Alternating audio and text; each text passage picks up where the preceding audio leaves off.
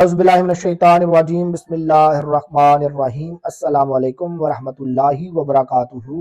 آپ کا host and دوست ڈاکٹر محمد طیب آپ کی خدمت میں حاضر ہے۔ آج ہم بات کریں گے جراثیم کشی کے طریقے سٹرلائزیشن میتھڈ۔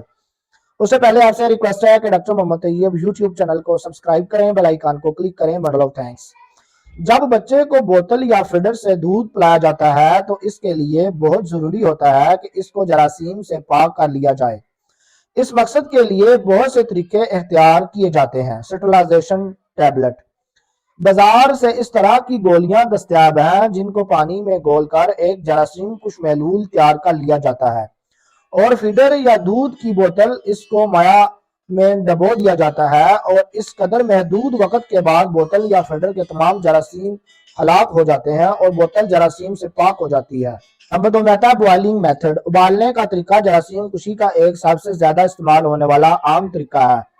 اس طریقے کے مطابق بوتل یا فیڈر کو پانی میں ڈال کر مخصوص وقت کے لیے ابال لیا جاتا ہے۔ یہ وقت عام طور پر 15 سے 20 منٹ کا ہوتا ہے۔ ابالنے کے بعد فیڈر کو اچھی طرح سے برتن کی برش کی مدد سے دھو لیا جاتا ہے اور اس کے تمام اجزاء بوتل ڈھکنا نپل صاف کر لیے جاتے ہیں۔ اس طریقہ میں بھی خیال رکھا جاتا ہے کہ بوتل پانی میں ڈوبی ہوئی ہوتی ہے۔ Thermal heat method.